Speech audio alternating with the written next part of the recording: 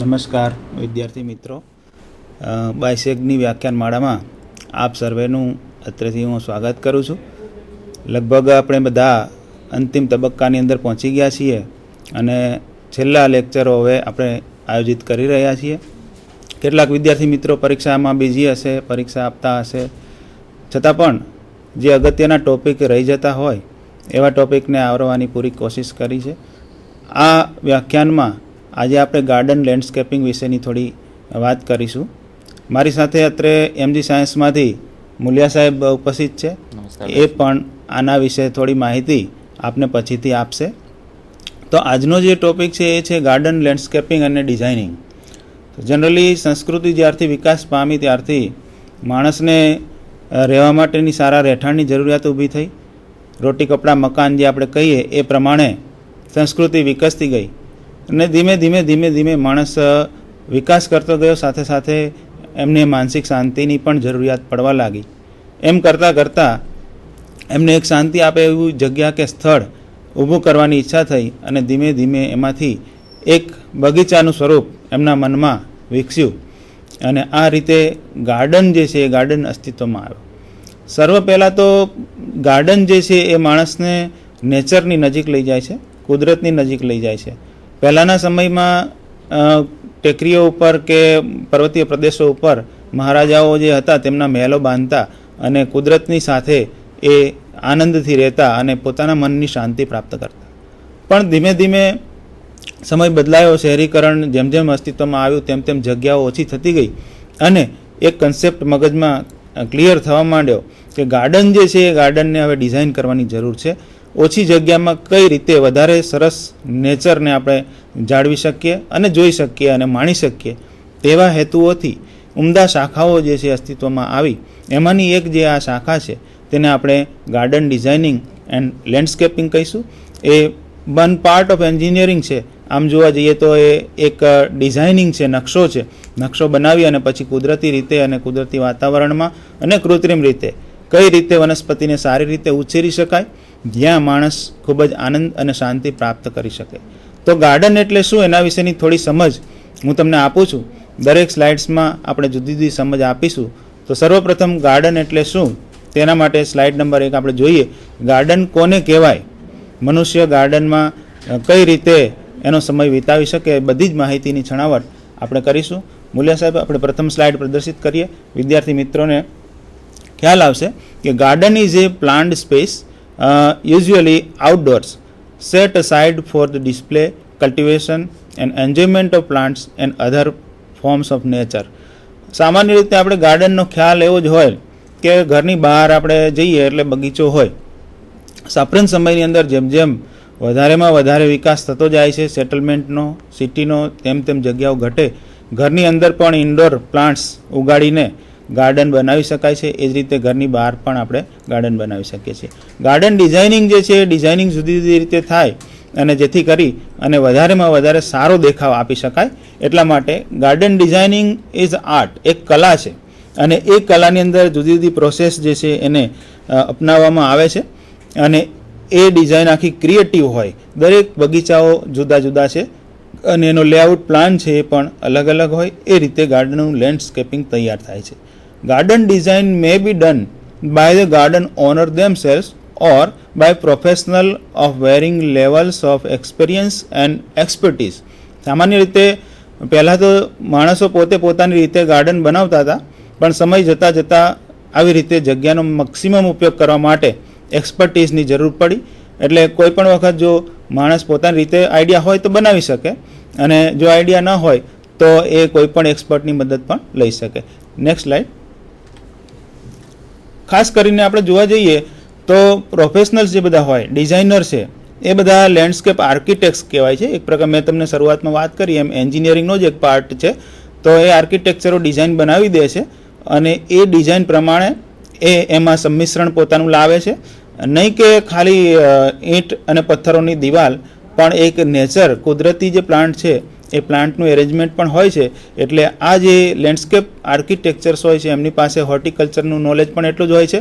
અને આ એક્સપર્ટો પોતાનો સમયનો પૂરતો ઉપયોગ કરી અને કઈ રીતે કુદરતી રીતે વનસ્પતિઓનો ઉછેર થયો હોય તેવું લાગે અને એમાં મિનિમમ સિમેન્ટ કોન્ક્રીટનો ઉપયોગ થાય અને મેક્સિમમ પ્લાન્ટ અને નેચરનો ઉપયોગ થાય તેવા અવારનવાર એ લોકો પ્રયત્નો કરી અને એ એક્સપર્ટ્સ તમને ગાર્ડનની ડિઝાઇન બનાવી આપતા હોય છે. તો આવા ગાર્ડન્સ જે છે એવા ગાર્ડન્સ ખરા અર્થમાં ગાર્ડન બની રહેતા હોય છે. નેક્સ્ટ સ્લાઇડ સાહેબ. આ એક ડિઝાઇન અત્રે આપવામાં આવી છે.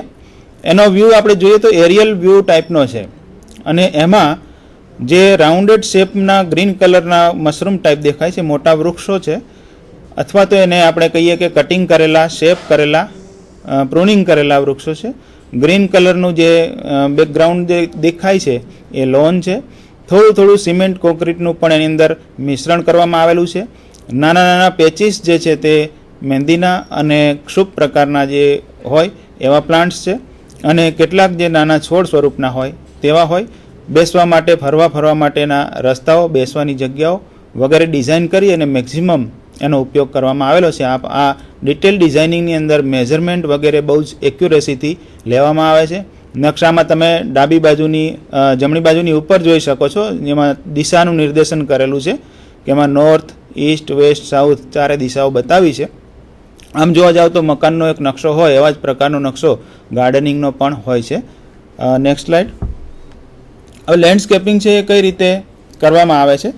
તો સામાન્ય રીતે લિવિંગ એલિમેન્ટ્સ એટલે જે કે જીવંત જે છોડ હોય છે એ બધા છોડનો ઉપયોગ ખાસ કરીને ક્ષુપનો અને વૃક્ષનો ઉપયોગ કરી અને કરવામાં આવે છે.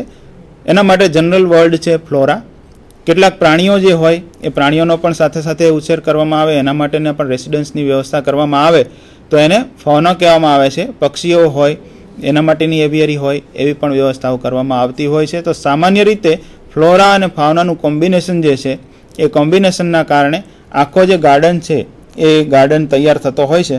તેના કેટલાક સિદ્ધાંતો જે છે એ સિદ્ધાંતો આપણે જોઈએ કે ગાર્ડન છે એ કેવા પ્રકારનો હોવો જોઈએ, કઈ રીતે ડિઝાઇન થયેલો હોવો જોઈએ અને એ ડિઝાઇનની અંદર કઈ વસ્તુઓનો ઉપયોગ થયેલો હોવો જોઈએ અને કઈ પોઝિશનમાં એ ગાર્ડનની અંદર ગોઠવણ થયેલી હોવી જોઈએ, જેથી કરીને ગાર્ડનની અંદર કોઈ પણ માણસને જવાનું મન થાય, ઈચ્છા થાય, એટ્રેક્ટિવ આપણે કહીએ ને કે ભાઈ દૂરથી જોઈએ તો એમ થાય કે હું એક વખત અહીં આવીશ જ એમ. જો કોઈ પર્પઝ હોય બીજો તો આપણે એમ કહીએ કે હું એક વખત તો અહીં આવીશ જ. અને જો મુલાકાતે આવેલા હોય તો તરત એમ થાય કે બને એટલું જલ્દી આપણા ગાર્ડનમાં જઈને જોઈએ શું છે શું નહીં. એમ એક ઉત્કટતા જાગે, એટ્રેક્ટિવનેસ જેને કહેવાય એવું એનું બંધારણ હોવું જોઈએ. એના કેટલાક પ્રિન્સિપલ્સ છે, સિદ્ધાંતો છે, એ પ્રમાણે જ કામ થાય તો એના પ્રિન્સિપલ આપણે જોઈએ. તો નેક્સ્ટ સ્લાઇડની અંદર એના સિદ્ધાંતોની આપણે ચર્ચા કરીશું. એન્ક્લોઝર્સ જે છે, એન્ક્લોઝર્સ એટલે કે જે જોડાણ છે, જે ગાર્ડન બનાવવાનો છે એ ગાર્ડનની બાઉન્ડ્રી જે આખી લગાવવાની હોય, જેટલો એરિયા એની અંદર કવર કરવાનો હોય એ એરિયાને એન્ક્લોઝર્સ તરીકે ઓળખવામાં આવે છે.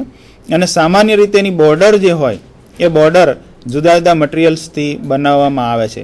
એટલે એ બોર્ડર્સમાં ઘણી વખત નાનકડી દિવાલનો ઉપયોગ થાય, ઘણી વખત વનસ્પતિઓનો પણ ઉપયોગ કરવામાં આવે છે. એ રીતે જુદા જુદા એલિમેન્ટ્સ મૂકી અને એમનો ઉપયોગ કરવામાં આવે છે. સામાન્ય રીતે ગાર્ડન જે છે, ગાર્ડન અને હાઉસ, ઘર અને બગીચો જે હોય એને સુસંગત પ્રકારની બોર્ડર જે છે એ ગોઠવવામાં આવતી હોય છે. અને આ જે બગીચો છે એનો એન્ક્લોઝર્સ જે છે એ સામાન્ય રીતે ઘણા બધા મૂડ ઉપર પણ આધારિત હોય છે. માણસનો મૂડ એટલે ગાર્ડનની અંદર જઈએ તો આનંદિત થઈ જવાય, બગીચાની અંદર બેસવાનું મન થાય, મન પ્રફુલ્લિત થાય, એવા પ્રકારનું એનું લેન્ડસ્કેપિંગ હોય અને એવા પ્રકારની એની બાઉન્ડ્રીઝ હોય તો આપણે એને સારામાં સારી રીતે બાઉન્ડ્રી આપેલી છે અને સરસ રીતે ગાર્ડનની ડિઝાઇન કરેલી છે તેવું કહી શકીએ. એનો જે નેક્સ્ટ પ્રિન્સિપલ છે એ છે શેપ. તો નેક્સ્ટ સ્લાઇડની અંદર આપણે જોઈએ કે ગાર્ડનના આકાર વિશેની કેટલીક માહિતી છે. તો શેપ એન્ડ ફોર્મ, ગાર્ડનનો આકાર કેવો છે અને એનું સ્વરૂપ કેવું છે. તો contour and 3-dimensional qualities of individual plants or groups of plants in the garden as well as the outline of a garden room itself. સામાન્ય રીતે આપણે કન્ટુર્સ એટલે કે કોઈ ઢોળાવવાળી જગ્યા આર્ટિફિશિયલી તૈયાર કરીએ, નાનકડો ટેકરો તૈયાર કરીએ, ક્યાંય ઝિગઝેગ સ્વરૂપની રચના તૈયાર કરીએ, ક્યાંય સ્લોપ તૈયાર કરીએ અને એના ઉપર આપણે ગાર્ડનિંગ કરીએ, લોન ઉગાડીએ. નીચે મિત્રો એક ફરી પાછો મેપ આપેલો છે, ગાર્ડન ડિઝાઇન કરેલો છે. તો એની અંદર આપ જોઈ શકો છો કે ઝિગઝાગ પ્રકારનો વે આપેલો છે, રસ્તો દર્શાવેલો છે. એ રસ્તા ઉપર થઈને માણસ ચાલી અને જઈ શકે અને આજુબાજુનો નજારો છે લઈ શકે. આ ઝિગઝેગ વે છે અને એની આજુબાજુ પ્લાન્ટેશન પણ કરવામાં આવેલું છે. પ્લાન્ટેશનમાં ગ્રીન ટ્રીઝ અને ક્ષુપનો ઉપયોગ કરેલો છે. જ્યારે ગ્રીનિશ પાર્ટ જે છે લાઇટ ગ્રીન એ લોન છે, જેના ઉપર હરીફરી શકાય અને એ રીતે શાંતિથી બેસી પણ શકાય તેવી જગ્યાઓ ઉપલબ્ધ કરવામાં આવે છે. વોટર પુલ્સ નાના નાના જે હોય એવા કેટલાક વોટર પુલ પણ બનાવવામાં આવે છે, ફાઉન્ટેન્સ પણ હોય, જેથી કરીને રમણીયતા જે છે ગાર્ડનની એ સરસ રીતે ખીલી ઉઠે છે. તો આ પ્રકારનો જે શેપ અને ફોર્મ જે છે એ ગાર્ડનને ખરેખર જીવંત સ્વરૂપ આપે છે. Next slide. હવે ત્રીજો જે સિદ્ધાંત છે એ ફ્રેમિંગ ધ વ્યૂ. હવે આપણે ફ્રેમની વાત કરીએ એટલે સામાન્ય રીતે એવું લાગે કે ફોટો ફ્રેમ, તો કોઈ પણ એંગલથી જો ગાર્ડનનો ફોટો પાડીએ તો એ ફ્રેમિંગવાળો બની શકે તેવા ટાઈપનો એનો ફોટો આવવો જોઈએ. એટલે કહેવાનો મતલબ એ છે કે સપોઝ તમે બેડરૂમમાં હો કે લિવિંગ રૂમમાં હો, ત્યાંથી એની બારીમાંથી ગાર્ડનની બહાર જુઓ તો એવો નજારો આવવો જોઈએ કે કોઈ ફ્રેમની અંદર સરસ મજાનું પિક્ચર ગોઠવેલું છે.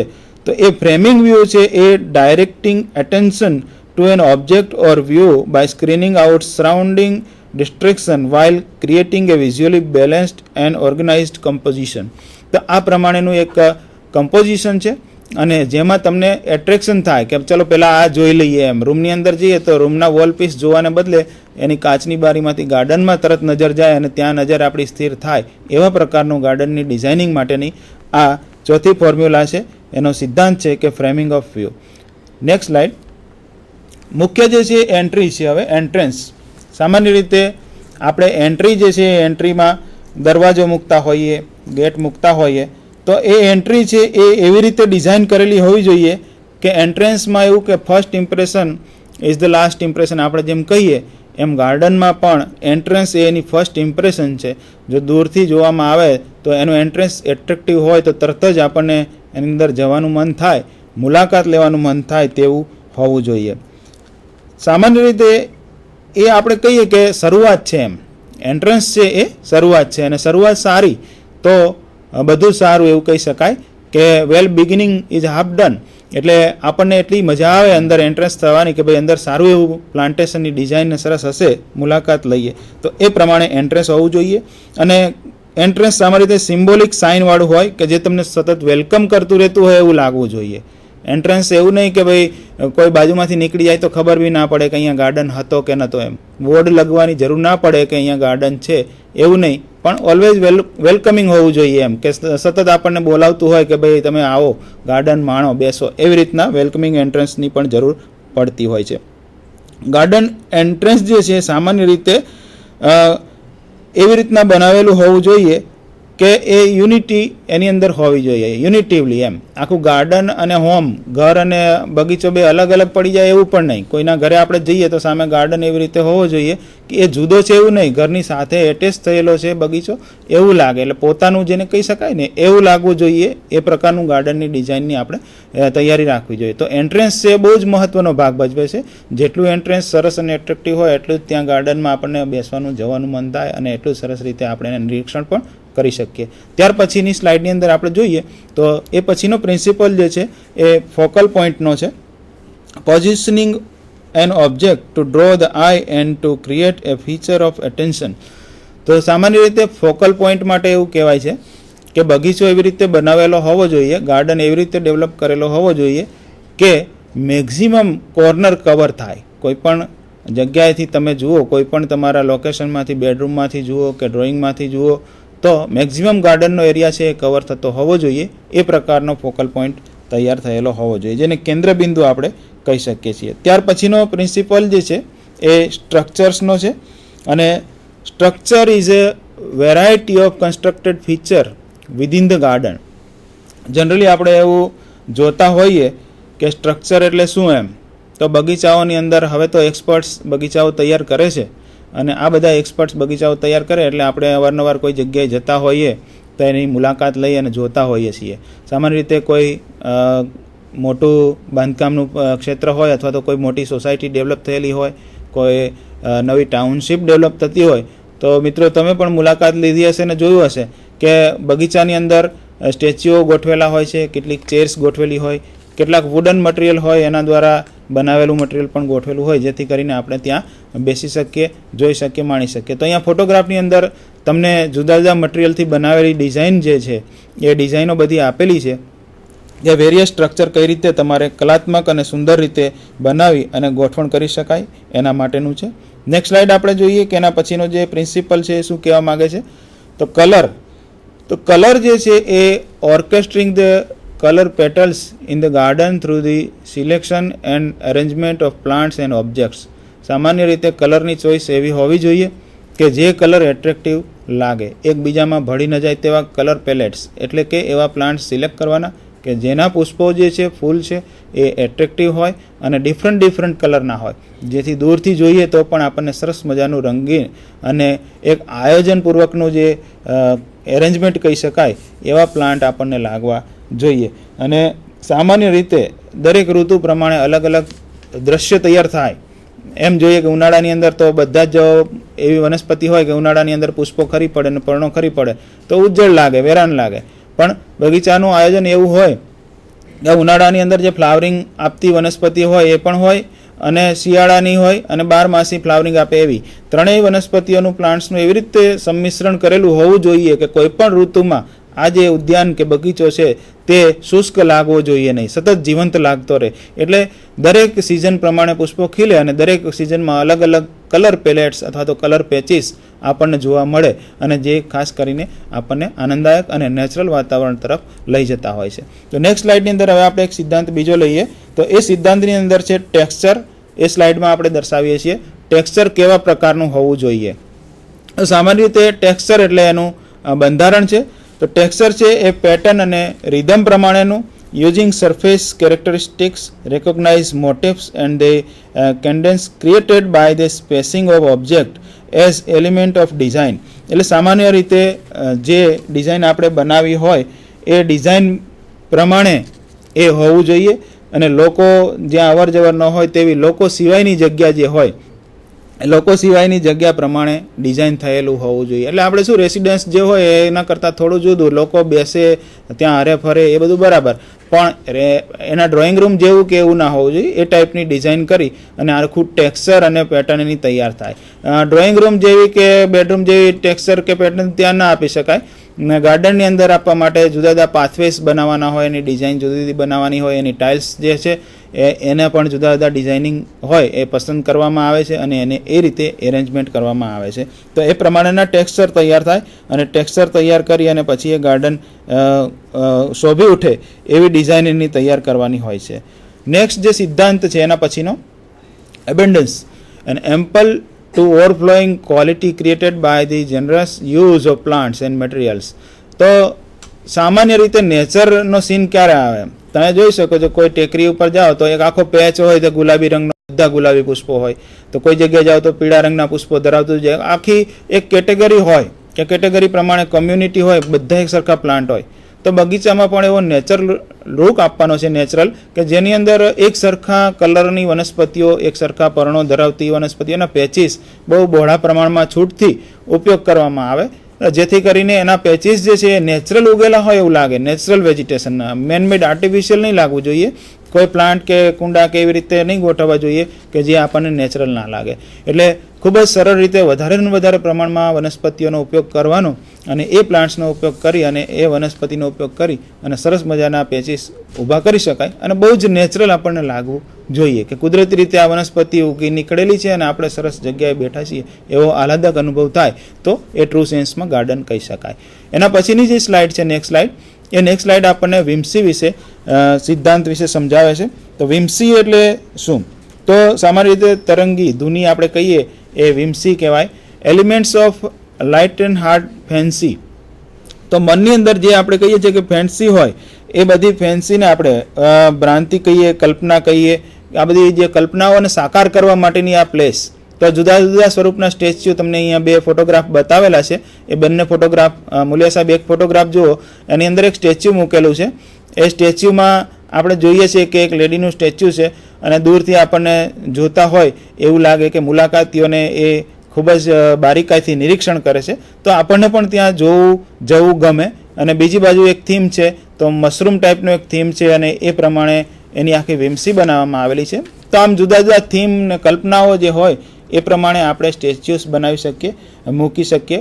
ખાસ કરીને આપણે ફેમિલી સાથે જતા હોઈએ મુલાકાતમાં બગીચામાં તો બાળકોનું ખાસ ધ્યાન રાખવામાં આવે છે, કારણ કે એન્ટરટેનમેન્ટ મોટેરાઓ કરતાં બાળકોને વધારે જોઈતું હોય અને બગીચામાં એમને વધારે હરવા ફરવાની મસ્તી કરવાની મજા આવે. તો કેટલાક સ્ટેચ્યુ એવા પણ હોય કે જે બાળકોને કેટલાક પ્રાણીઓની ઓળખ કરાવતા હોય, એમની સાથે એમને રમત ગમત કરવાની મજા આવે, એમની સાથે રહેવાની મજા આવે એવા પ્રકારનું હોય. ક્યાંય હિંચકા હોય, ક્યાંય લપસણી ખૂણા ઉપર લગાવવામાં આવેલી હોય, ક્યાંય સામાન્ય રીતે હરવા ફરવા માટેની જગ્યા હોય જ્યાં બાળકોને મજા આવે એ પ્રકારના સાધન સામગ્રીની ગોઠવણ કરવામાં આવી હોય તો પણ ખૂબ જ આનંદ અને પ્રમોદનું વાતાવરણ સર્જાઈ શકે. તો આવા બગીચાઓ જે છે એ બગીચાઓ બધા જ આઈડિયલ બગીચાઓ ગાર્ડન કહેવામાં આવે છે. આ આઈડિયલ ગાર્ડન દ્વારા પણ ઘણું બધું એન્ટરટેનમેન્ટ બાળકોને અને મોટેરાઓને મળી શકતું હોય છે. તો આ પ્રમાણે જ્ઞાનની સાથે ગમત બાળકોને થાય એવું પણ બગીચાઓની અંદર આયોજન કરી શકાય. ત્યાર પછીનો જે સિદ્ધાંત છે, નેક્સ્ટ સ્લાઇડ, એની અંદર આપણે જોઈએ તો એ મિસ્ટ્રીઝ છે. સામાન્ય રીતે રહસ્ય જે કે ભેદ કહેવાય મિસ્ટ્રીઝ. તો એની અંદર piquing a sense of curiosity, excitement and occasionally apprehension through the garden's design. તો આ જે મિસ્ટ્રીઝ છે એ મિસ્ટ્રીઝમાં ઘણી વખત આકસ્મિક રીતે કોઈ ડિઝાઇન થઈ જતી હોય કે જેની અંદર માણસ જાય બગીચાની અંદર તો કુદરતની સાથે વાતો કરવાનું મન થાય એમ. તો એવા પ્રકારનો ગાર્ડન હોય તો એને મિસ્ટેરિયસ ગાર્ડન કહી શકાય, જેની અંદર જિજ્ઞાસા વૃત્તિ સંતોષાય, જેની અંદર કોઈ આકસ્મિક શોધ હોય એ હોય, એક્સાઇટમેન્ટ હોય, ઉત્તેજના હોય એક પ્રકારની. ક્યારેક એની અંદર ડર અને શંકા પણ ઉપજે કે આ ગલીમાંથી આમ જઈશ તો કંઈ ભૂલો નહીં પડી જાવ વગેરે વગેરે. એના જેવી ડિઝાઇનિંગ કરેલી મિસ્ટ્રીઝ જે છે એ ગ્રેટ મિસ્ટોરિયસ જે પ્લેસ જે છે એ ખરેખર બધાને માટે એટ્રેક્ટિવ હોય છે. અને સામાન્ય રીતે વિઝિટર્સ જે આવે એ વિઝિટર્સની અપેક્ષાઓ અને ધારણાઓ મુજબ એ ખાસ પ્રકારની મિસ્ટ્રીઝ હોવી જોઈએ. ઘણી વખત એવું પણ બને કે એવા રસ્તાઓ હોય કે એવા રસ્તાઓના કારણે એ બાજુ આકર્ષાય માણસ કે આ રસ્તે જવું તો કેવા પ્રકારની ડિઝાઇન મળશે અને આ રસ્તે જવું તો કેવા પ્રકારનો બગીચાની ડિઝાઇન હશે. તો કે ભૂલભુલામણીવાળા રસ્તાઓ હંમેશા માણસને કોઈ પણ ચેલેન્જ હોય તો વધારે એટ્રેક્ટ કરે છે. તો એ ટાઈપના જે રસ્તાઓ બનાવેલા હોય, વોકિંગ ટાઈપના રસ્તાઓ એવી બનાવેલી હોય તો એમાં માણસને જવાનું વધારે પસંદ આવે. તો એના માટે આપણે એમ કહી શકીએ કે ઇન્ટ્રીગ્યુઇંગ પ્રકારનું છે, એટલે ભૂલભુલામણીવાળા એમ છેતરામણા રસ્તાઓ જેને કહેવાય એવું પણ ડિઝાઇનિંગ અંદર કરેલું હોય તો ખરેખર ટ્રુ સેન્સની અંદર એ સારામાં સારો ગાર્ડન કહી શકાય. અને લાસ્ટ જે છે એનો પ્રિન્સિપલ એ છે ટાઈમ અને various garden style representing creation ages of design. મિત્રો અહીંયા એવું છે કે ગાર્ડનની જે સ્ટાઇલ છે એ ટાઈમ પ્રમાણે ટાઈમ બિંગ હોવી જોઈએ. કેટલાક ગાર્ડન એવા હોય કે ભાઈ ઋતુ પ્રમાણે ગાર્ડન સુકાઈ જાય. આ વખતે શિયાળામાં સરસ ગાર્ડન હતો પણ ધીમે ધીમે જેમ જેમ શિયાળા પછી ઉનાળો આવતો ગયો અને ગાર્ડન સુકાઈ ગયો તો ઉનાળામાં ગાર્ડન ખલાસ થઈ જાય. તો ટાઈમ બિંગ પ્રોસેસને ઇફેક્ટ ના કરી શકે તેવા ગાર્ડન હોવા જોઈએ જેથી કરીને કોઈ પણ ઋતુની અંદર એ ગાર્ડન સારામાં સારા વિકસી શકે છે. એમાં આપણે ઘણી બધી વાતો કરી. આ બગીચાનું કેવી ડિઝાઇન હોવી જોઈએ, કેવું મર્જર હોવું જોઈએ, કેવું કન્સ્ટિટ્યુશન હોવું જોઈએ વગેરે વાત કરી. હવે કેટલાક ગાર્ડનના એલિમેન્ટ્સ જે છે ગાર્ડન ડિઝાઇનિંગની અંદર આવેલા હોય છે. મારી સાથે અત્રે એમજી સાયન્સમાંથી પધારેલા મુલિયા સાહેબ ઉપસ્થિત છે. અત્રે મેં તમને જે બધી વાત કરી એ પ્રિન્સિપલ્સ જે છે સિદ્ધાંતો, એ સિદ્ધાંતોની બધી વાત કરી. હવે બાકીનું જે મુલિયા સાહેબ છે એમને હું વિનંતી કરું, મુલિયા સાહેબ તમે એલિમેન્ટ્સ ઓફ ગાર્ડન ડિઝાઇનિંગ વિશે વિદ્યાર્થી મિત્રોને માહિતગાર કરો જેથી કરીને એના એલિમેન્ટ્સ કયા હોઈ શકે તેનાથી વિદ્યાર્થીઓ માહિતગાર થાય. મુલિયા સાહેબ. ખૂબ આભાર કિશોરભાઈ. અત્યાર સુધી આપણે જે ચર્ચા કરી એ ગાર્ડનના સિદ્ધાંતો કે કોઈ પણ બગીચો બનાવવો હોય તો બગીચાને કઈ વસ્તુઓનું ધ્યાનમાં રાખીને બગીચો બનાવી શકાય. હવે આપણે બગીચો બનાવવા બેઠા હોઈએ તો કયા કયા ઘટકોને ધ્યાનમાં રાખવા જોઈએ કે જેથી કરીને સુંદર અને આકર્ષક બગીચો, રમણીય બગીચો બનાવી શકાય. પહેલાંના જમાનામાં એવું હતું કે લોકો જંગલની અંદર અથવા તો કુદરતી વાતાવરણની અંદર રહેતા હતા અને પરિણામે આજુબાજુ નેચરલ કન્ડિશનમાં જ બગીચો હતો. પરંતુ હવે જેમ કોન્ક્રીટના જંગલો થવા માંડ્યા છે અને પરિણામે બગીચો મળવો મુશ્કેલ બને છે ત્યારે નાની જગ્યામાં સાહેબે કીધું એમ આપણે ગાર્ડન ડેવલપ કરવો જોઈએ. તો એ ગાર્ડન માટેના કયા કયા ઘટકો ધ્યાનમાં રાખવા જોઈએ કે જેથી કરીને આપણે સુંદર અને આકર્ષક બગીચો ઓછા ખર્ચે બનાવી શકીએ. તો એના એલિમેન્ટ્સ 8 એલિમેન્ટ્સ છે. સ્લાઇડ પહેલી જોઈએ આપણે કે સૌ પ્રથમ કોઈ પણ જગ્યાએ બગીચો બનાવે તો એનું ચોઇસ ઓફ ધ સિલેક્શન કે લોકેશન કઈ જગ્યાએ બગીચો બનાવવો છે એ આપણે પહેલાં પસંદગી કરવી પડે, જગ્યાની પસંદગી. અને એ જગ્યાની પસંદગી એટલે કે સિલેક્શન, ત્યારબાદ એની ટ્રોપોગ્રાફિકલી એની કઈ રીતની સિગ્નિફિકન્ટ છે એ જોવા જોઈએ. અને ત્યારબાદ એ સુટેબલ છે પ્લાન્ટ માટે, કારણ કે આપણે બગીચાની અંદર વનસ્પતિઓનો ઉછેર કરવાનો છે. તે વનસ્પતિઓ જે ઉછેર કરવાની છે વનસ્પતિને આજુબાજુનું વાતાવરણ અનુકૂળ છે કે નહીં એ પણ ધ્યાનમાં રાખવા જેવી બાબત છે. એ ઉપરાંત જે જગ્યાએ આપણે બગીચો બનાવીએ એ બગીચાની આસપાસ પાણી હોવું જોઈએ કે જેથી કરીને સહેલાઈથી આપણે જે અંદર વનસ્પતિઓ ઉછેરીએ છીએ એને પાણી સહેલાઈથી પાવી શકાય. ઉપરાંત જે જગ્યાએ આપણે બગીચો ઉત્પન્ન કરીએ છીએ એ જગ્યાની જમીન જે છે એ જમીન પણ ફળદ્રુપ હોવી જોઈએ કે જેથી કરીને એમાં બહુ ઝડપથી અને સારી રીતે વનસ્પતિનો ઉછેર કરી શકાય. તો આ પહેલો મુદ્દો છે, એનો એલિમેન્ટ્સ ઘટક છે કે લોકેશન, જગ્યાની પસંદગી આપણે કઈ રીતે કરીશું. ત્યારબાદ બીજો જે ઘટક છે એ સોઇલ, એટલે કે જ્યારે બગીચો બનાવીએ ત્યારે જગ્યા પસંદ કર્યા બાદ જે તે જગ્યાને સૌ પ્રથમ ફળદ્રુપ બનાવવાનો પ્રયત્ન કરવામાં આવે છે. એને ખોદીને અમુક લેયર સુધી 2 થી 3 ફૂટ જેટલું એમાં નવી સોઇલ ઉમેરવામાં આવે છે, ફળદ્રુપ જમીન ઉમેરવામાં આવે છે જેથી કરીને વર્ષો સુધી એ બગીચો સારી રીતે ફળદ્રુપ રહી શકે. એટલે કે સોઇલની પસંદગી કરવામાં આવે છે, કેટલાક ખાતરો એની અંદર ઉમેરવામાં આવે છે જેથી કરીને એ બગીચામાં જે આપણે વનસ્પતિઓ ઉછેરીએ એ સહેલાઈથી અને હેલ્ધી રીતે ઉછેર કરી શકાય.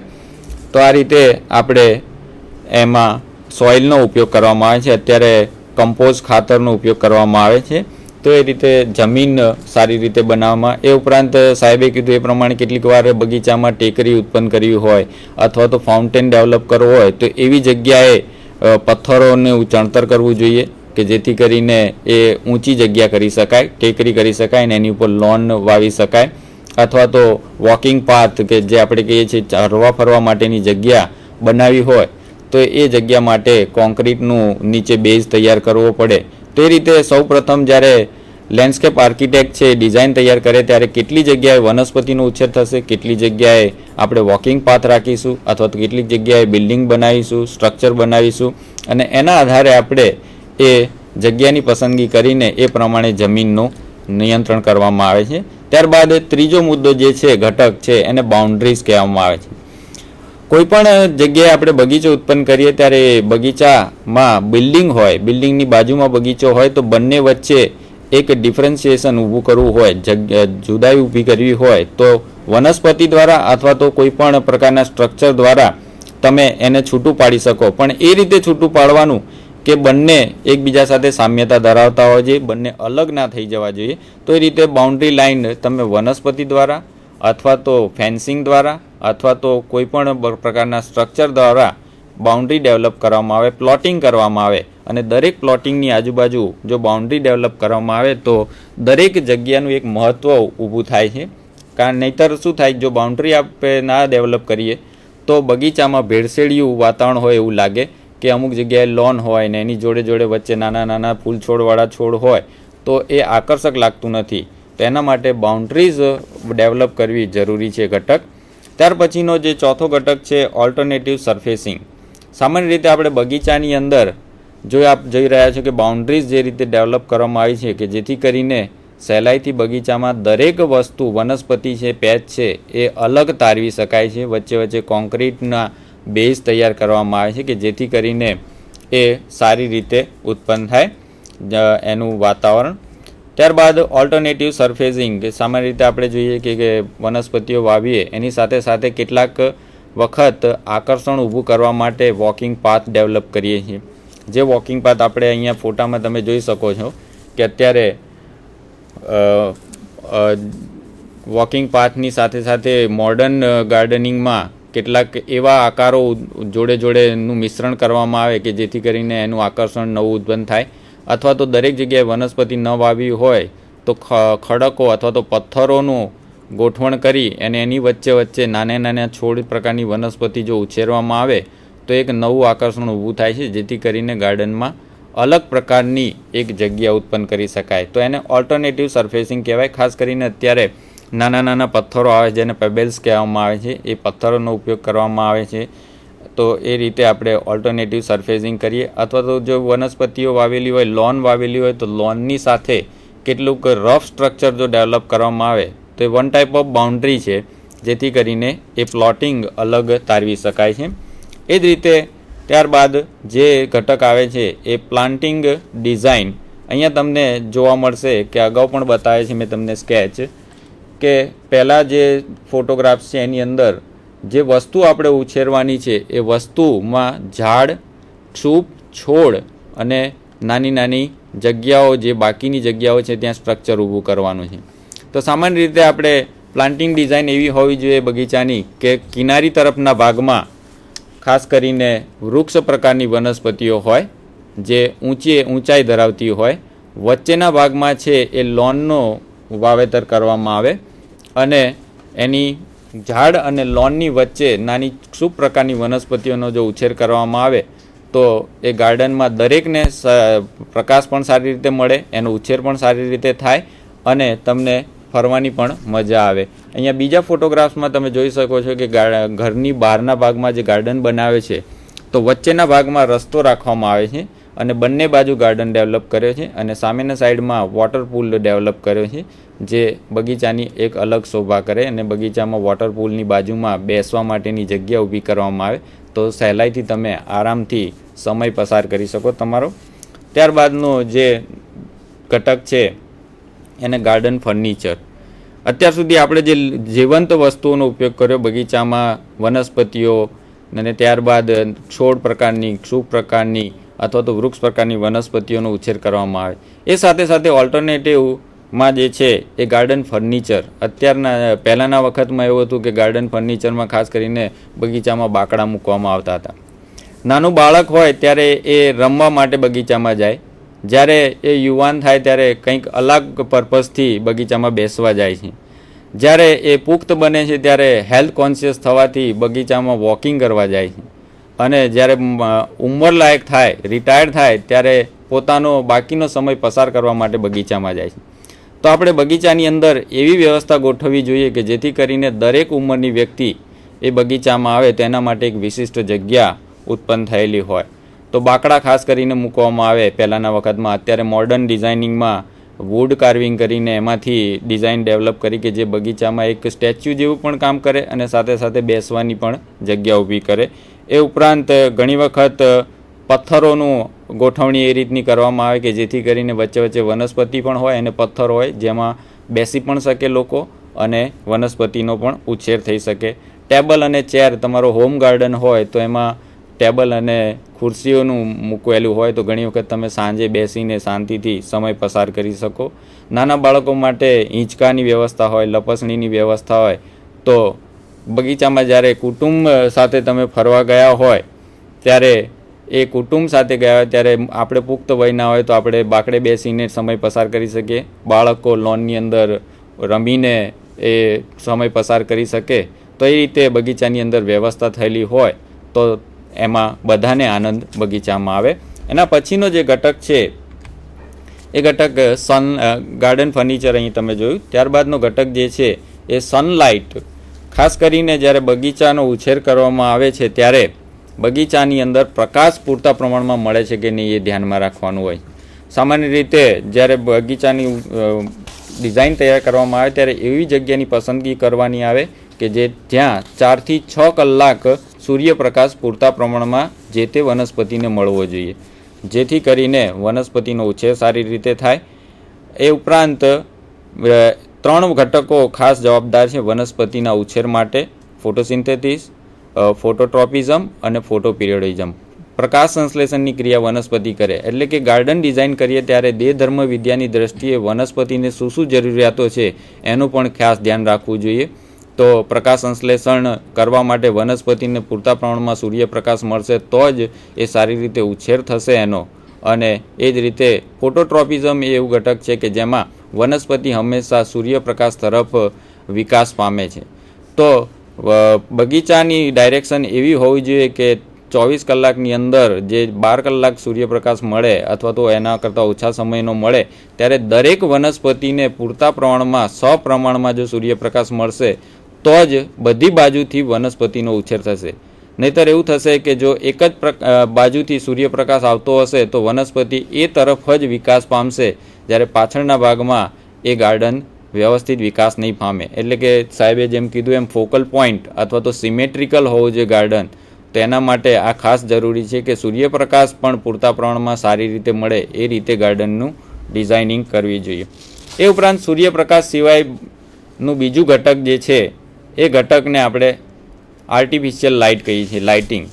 દિવસે આપણે બગીચામાં સારી રીતે બધું જોઈ શકીએ છીએ, પરંતુ રાત્રે પણ બગીચામાં જો જવું હોય તો બગીચાની શોભામાં વિશિષ્ટ પ્રકારની લાઇટોની વ્યવસ્થા કરવામાં આવેલી હોય તો એક અલગ પ્રકારનો નજારો આપે છે.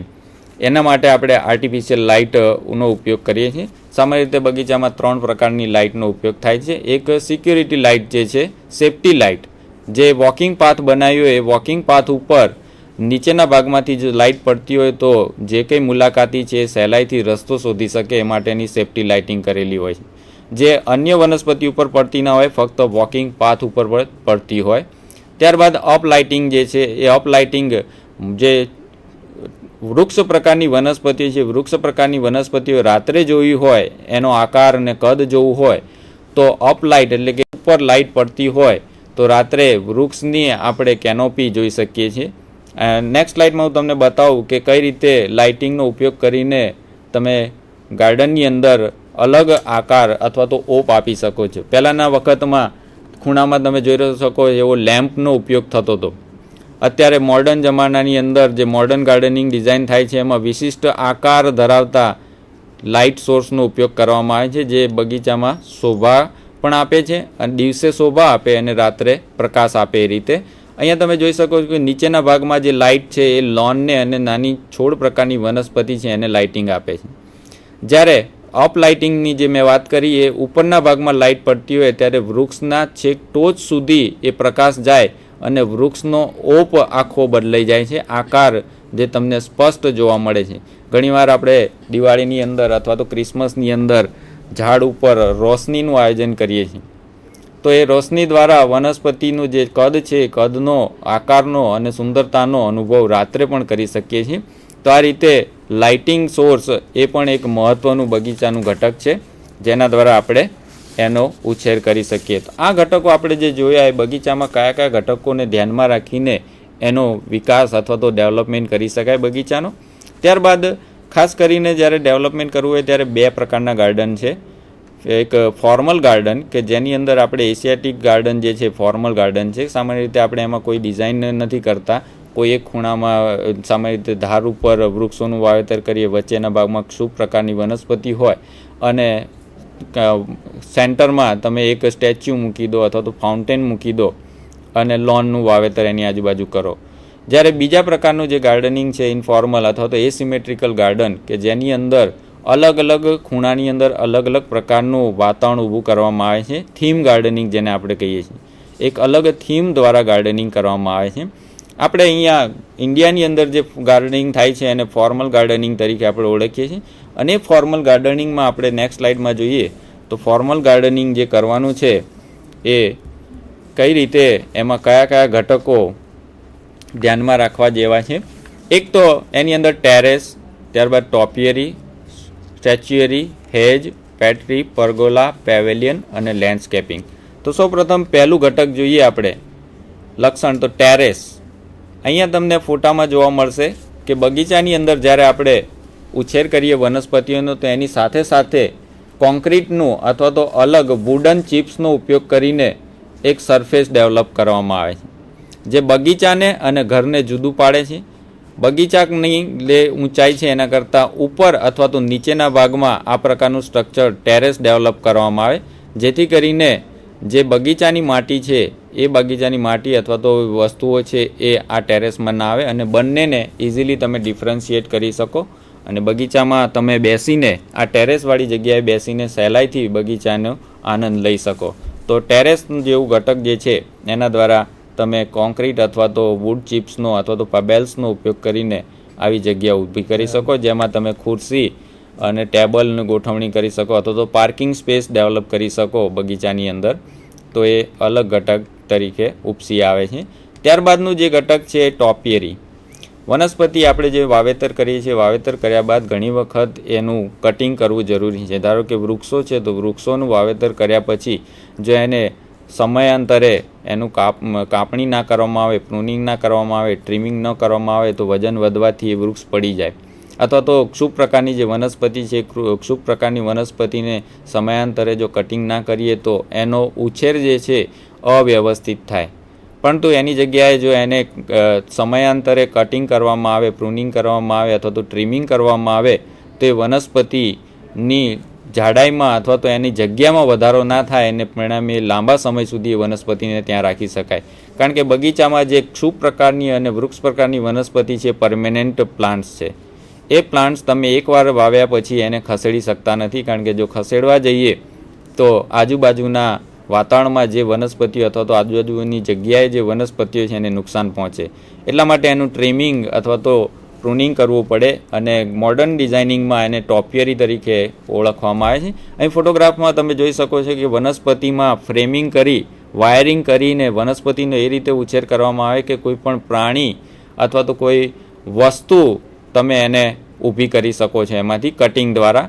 ખાસ કરીને મહેંદી પ્રકારની વનસ્પતિઓ અથવા તો થૂજા છે કે કેઝ્યુરીના છે એવી પ્રકારની વનસ્પતિને વાયરિંગ કરીને એમાં ઉછેરવામાં આવે અને ત્યારબાદ એમાંથી આકાર આપી કટિંગ કરીને તમે એક આકાર ગાર્ડનમાં ઊભો કરી શકો. વનસ્પતિમાંથી જ આકાર ઊભો થાય. એટલે મોર, પક્ષી અથવા તો કોઈ પણ અલગ ઓબ્જેક્ટ મોડર્ન, અહીંયા તમે જુઓ કે ડિઝનીલેન્ડનો ગાર્ડનનો એક દ્રશ્ય છે કે જેમાં મિકી માઉસના આકારના વનસ્પતિનો ઉછેર કરવામાં આવે છે. તો આ રીતે ગાર્ડનની વચ્ચે વચ્ચે આવા આકારો ઊભા કરવામાં આવે જેને ટોપિયરી તરીકે ઓળખવામાં આવે છે. અહીંયા હાથી તમે જોઈ શકો છો કે વનસ્પતિમાંથી જ બનાવીને કટિંગ કરીને એમાં હાથીનું સ્વરૂપ આકાર આપવામાં આવેલો છે. ખાસ કરીને કેટલીક વખત ટોપિયરી ગાર્ડન પણ બનાવવામાં આવે છે જે કોઈ પણ એક થીમને આધારે એમાં ડેવલપમેન્ટ થાય છે. એના પછીનું જે ઘટક છે એ સ્ટેચ્યુટરી, એટલે કે ગાર્ડનની અંદર તમે જ્યારે વચ્ચેના ભાગમાં અથવા તો કોઈ પણ ખૂણાના ભાગની જગ્યામાં કોઈક સ્ટેચ્યુ અથવા તો પૂતળાનું આકર્ષણ કરાય ઊભું કરી શકો છો. અહીંયા ખાસ કરીને જ્યારે ગાર્ડન કોઈના યાદમાં બનાવવામાં આવેલો હોય તો એનું પૂતળું, એની લાઈફ સાઇઝનું પૂતળું એનું મૂકવામાં આવે છે. અથવા તો કોઈ સંસ્કૃતિનું પ્રદર્શન કરતું હોય એવા પૂતળાનું આયોજન કરી અને એમાં વચ્ચે મૂકવામાં આવે, પ્રદર્શિત કરવામાં આવે છે. તો આ રીતે એ રીતે કોઈ પણ એનિમલ્સના અને એના પણ પૂતળાઓ કે જે બાળકોને આકર્ષણ ઊભું કરી શકે એ માટે પૂતળાઓનું અંદર સ્થાપન કરવામાં આવે છે, જેથી કરીને બગીચાની શોભામાં વધારો થાય છે, જેને સ્ટેચ્યુટરી તરીકે ઓળખવામાં આવે છે. ત્યારબાદનું જે ઘટક છે હેજીસ, એટલે કે વૃક્ષ પ્રકારની વનસ્પતિ દ્વારા અથવા તો ક્ષુપ પ્રકારની વનસ્પતિને નજીક ઉછીરીને ત્યારબાદ એનું કટિંગ કરવામાં આવે તો એ એક વાડ ઉત્પન્ન થાય છે. It's one type of topiary. એટલે કે અહીંયા તમે ધારો કે આસોપાલવ છે કે સરુ છે કે મહેંદી છે કે દમયંતી છે કે પોર્ચ્યુલાકા છે એવી પ્રકારની વનસ્પતિઓનું નજીક વાવેતર કરીને એનું કટિંગ કરીને દિવાલ ઊભી કરી શકો. નેક્સ્ટ સ્લાઇડમાં તમે જોઈ શકો છો કે હેજીસ જે રીતે ઊભી કરવામાં આવી છે કે મહેંદીની વાડ કરવામાં આવી છે અને મહેંદીની વાડની અંદરના સાઈડમાં પુષ્પોનો ઉછેર કરવામાં આવે જે એને રક્ષણ આપશે અને સાથે સાથે એક નવી ડિઝાઇન ઉત્પન્ન થશે. અને બે મહેંદીની વાડની વચ્ચેની જગ્યા છે એમાં લોનનું વાવેતર કરવામાં આવે જે રસ્તાનું પણ આયોજન કરે છે અને સાથે સાથે જે આ ત્રણ વસ્તુઓ છે એને જુદી પાડવાનું પણ કાર્ય કરશે. એ રીતે તમે વાનસ્પતિક અવસ્થા અથવા તો કોઈ પણ જે પર્ણો રંગીન હોય એવા પર્ણોનો પણ ઉપયોગ કરીને વચ્ચે એવા પેચીસ ડેવલપ કરી શકો કે જેથી કરીને હેજીસનો ડેવલપમેન્ટ થાય. તો આ રીતે ગાર્ડનની અંદર કિનારી તરફ અથવા તો વચ્ચેના ભાગમાં ક્યારાઓને જુદા પાડવા માટે અથવા તો વનસ્પતિના જે સમૂહ છે, સાહેબે કીધું એમ એબન્ડન્સની વાત છે, તો એબન્ડન્સની વાત આવે ત્યારે જ્યારે ઝુમખામાં વૃક્ષો છોડ વાવ્યા હોય તો એની આજુબાજુ આ રીતે હેજીસ ડેવલપ કરીને તમે એને અલગ તારવી શકો છો અને એને પણ રક્ષણ પણ મળે છે. એના પછીની જે ઘટક છે એ ઘટકની અંદર પેડટ્રી, એટલે કે આ પણ એક ટોપિયરીનો જ ભાગ છે. અહીંયા તમે ફોટોગ્રાફ્સમાં જોઈ શકો છો કે ખાસ કરીને જ્યારે ગાર્ડનમાં જગ્યા વિશાળ પ્રમાણમાં હોય ત્યારે નાના પ્લોટિંગ કર્યા બાદ એને અલગ આકારમાં હેજીસ ડેવલપ કરવામાં આવે તો એરિયલ વ્યૂની અંદર તમે એનો એક અલગ જ નજારો જોઈ શકો છો. અહીંયા તમે જોઈ શકો છો કે વચ્ચેના ભાગમાં એક વોટર પૂલ છે, આજુબાજુ રસ્તા છે અને સાથે જે પેડટ્રી ડેવલપ કરવામાં આવી છે વનસ્પતિ દ્વારા એનું કટિંગ કરીને એક શેપ બને છે તો આ રીતે એક અલગ ડિઝાઇન કોન્ક્રીટ અને વનસ્પતિનું મિશ્રણ કરીને એક અલગ ડિઝાઇન તમે ડેવલપ કરી શકો. અહીંયા ઘણી વખત મોડર્ન ડિઝાઇનિંગની અંદર જુદી જુદી વનસ્પતિને ગોઠવીને આકાર પણ આપવામાં આવે છે, ચિત્ર ઊભું કરવામાં આવે છે વનસ્પતિના ઉછેર દ્વારા જ. તો એ રીતે તમે પેટર્નની મદદથી નવી જ ડિઝાઇન ગાર્ડનની અંદર ડેવલપ કરી શકો છો. ત્યારબાદનું જે ઘટક છે એ પરગોલા. ગાર્ડનની અંદર આપણે જઈએ ત્યારબાદ ફર્યા બાદ ઘણી વખત આપણને એવું થાય કે ક્યાંક બેસવું છે અથવા તો છાંયડાવાળી જગ્યાએ ચાલતા રહેવું છે. તો એ પરગોલા એ કે આર્બોર કે ગઝેબો એ એવી જગ્યા છે બગીચાની કે જે વનસ્પતિ સિવાય સિમેન્ટ, કોન્ક્રીટ અથવા તો વૃક્ષોનો થડનો ઉપયોગ કરીને બીમ અને પિલ્લર દ્વારા એક શેડેડ જગ્યા ઉત્પન્ન કરવામાં આવે છે કે જેની ઉપરના ભાગમાં ખુલ્લો ભાગ હોય છે અને ત્યાં વેલ પ્રકારની વનસ્પતિઓનું વાવેતર કરવામાં આવે છે. ખાસ કરીને બગીચામાં આપણે છોડ, સૂપ કે વૃક્ષ પ્રકારની વનસ્પતિનો ઉપયોગ કરીએ છીએ, પરંતુ વેલ સ્વરૂપની વનસ્પતિનો ઉછેર કરવો હોય તો ઘણી વનસ્પતિ વેલ સ્વરૂપની વનસ્પતિઓ જે સુંદર પુષ્પો પણ આપે છે. તો આવી વનસ્પતિઓને પરગોલા ડેવલપમેન્ટ કરીને ત્યાં ઉછેર કરવામાં આવે તો પિલ્લર ઉપર એ વેલને ચડાવીને ઉપરના ભાગમાં એને પાથરી દેવામાં આવે તો છાંયડો પણ મળશે અને સાથે સાથે એક નવી ડિઝાઇન ઉત્પન્ન થશે જેને પરગોલા તરીકે ઓળખવામાં આવે છે. ખાસ કરીને બોગનવેલ છે, બિગ્નોનિયા છે, એવા પ્રકારની વેલ પ્રકારની વનસ્પતિ છે એનો ઉછેર પરગોલાની ઉપર કરવામાં આવે તો બગીચાની અંદર છાંયડો પણ મળે છે અને સાથે સાથે સુંદર પુષ્પો આપતી વેલનું આયોજન પણ કરી શકાય છે. ત્યારબાદનો જે છે પેવેલિયન કે ઘણી વખત બગીચાની અંદર નાસ્તો કરવા માટે કે ઉજાણી કરવા માટે પેવેલિયનની જો રચના કરવામાં આવી હોય તો એ પેવેલિયનમાં બેસીને તમે તમારા ફેમિલી સાથે આનંદથી બગીચાની અંદરને અંદર જ બેસીને આરામ કરી શકો છો, વાતચીત કરી શકો છો, ઉજાણી કરી શકો છો. તો બગીચામાં પેવેલિયનનું આયોજન કરવામાં આવે તો પણ એ એક બગીચાની શોભામાં વધારો કરે છે. તો આ રીતે જે બગીચાના ઘટકો છે એ બગીચાના ઘટકોમાં છેલ્લે જો આપણે જોઈએ તો લેન્ડસ્કેપિંગમાં કઈ કઈ વસ્તુઓ લેવામાં આવે છે. લિવિંગ એલિમેન્ટ્સમાં આપણે વાત કરીએ એમ વનસ્પતિ, સાહેબે કીધું એમ વનસ્પતિ અને કેટલીક વખત પ્રાણીઓ પણ રાખવામાં આવે છે. કેટલીક વખત બગીચામાં આપણે જઈએ તો તમને સસલા છે, પક્ષીઓ છે, પોપટ છે, કબૂતર છે અથવા તો કાચબો છે એવા પ્રકારના પ્રાણીઓ પણ બગીચામાં રાખવામાં આવે છે. બતક છે, વોટર પોન્ડ બનાવ્યો હોય તો બતક રાખવામાં આવે તો એ રીતે ફ્લોરા અને ફોનાનો ઉપયોગ થાય છે. એ જ રીતે નેચરલ એલિમેન્ટ્સમાં લેન્ડફોર્મ અથવા તો સ્વિમિંગ પુલ અથવા તો નાનો એવું તળાવ બનાવવામાં આવે, પોન્ડ બનાવવામાં આવે અને એની વચ્ચે પુલ બનાવવામાં આવે તો એ અલગ જ આખો ઓપ આપે છે બગીચામાં. એ જ રીતે સ્ટ્રક્ચર ડેવલપ કરવામાં આવે, જેમ મેં આગળ કીધું એમ પરગોલા કે ગઝેબો વચ્ચેના ભાગમાં શેડ બનાવવામાં આવે તો ત્યાં બેસીને શાંતિથી આપણે આનંદ લઈ શકીએ બગીચાનો આરામથી. એ જ રીતે બીજા ઓબ્જેક્ટ મૂકવામાં આવે કે પૂતળા છે અથવા તો નાના નાના શેપ બનાવીને મૂકવામાં આવે ઓબ્જેક્ટ અથવા તો બેન્ચીસ કે ટેબલ મૂકવામાં આવે તો એ હ્યુમન એલિમેન્ટ્સ છે. અને ત્યારબાદ છેલ્લું જે એલિમેન્ટ છે એબ્સ્ટ્રેક્ટ એલિમેન્ટ્સ કે લાઇટિંગ. દિવસ દરમિયાન તો પ્રકાશની જરૂર પડતું નથી, પરંતુ રાત્રે પણ ઘણી વખત જે લાઇટની જરૂર પડે તો અલગ અલગ પ્રકારની લાઇટિંગ આપણે મેં તમને બતાવી એમ 3 પ્રકારની લાઇટિંગનો ઉપયોગ કરીને આપણે એ બગીચામાં શોભા ઉત્પન્ન કરી શકીએ છીએ.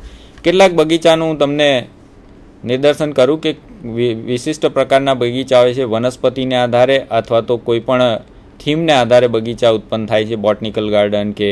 તો અહીંયા તમે જોઈ શકો છો કેક્ટસ ગાર્ડન છે જે ઝેરોફાઇટિક શુષ્કોદ્ભિદ પ્રકારની માંસલ પ્રકારની વનસ્પતિ છે એના દ્વારા કેક્ટસને ઉછેર કરીને કેક્ટસ ગાર્ડન બનાવી શકાય અથવા તો સુંદર આકર્ષક પુષ્પો આપતી વનસ્પતિઓનો ઉછેર કરીને ફ્લાવર ગાર્ડન ડેવલપ કરી શકાય છે. ત્યારબાદની સ્લાઇડમાં તમે જોઈ શકો છો કે ડચ ગાર્ડન કે દરેક સંસ્કૃતિનો ગાર્ડન છે. અહીંયા રોઝ ગાર્ડન ફક્ત ગુલાબનો ઉછેર કરવામાં આવે. વાઇલ્ડ ફ્લાવર, કાશ્મીરની અંદર તમને ફ્લાવર ઓફ વેલી જોવા મળે છે તો વાઇલ્ડ ફ્લાવર કુદરતી રીતે જ એ રીતે ગોઠવાયેલા હોય કે તમને એક અલગ જ પ્રકારની રમણીયતા જોવા મળે છે.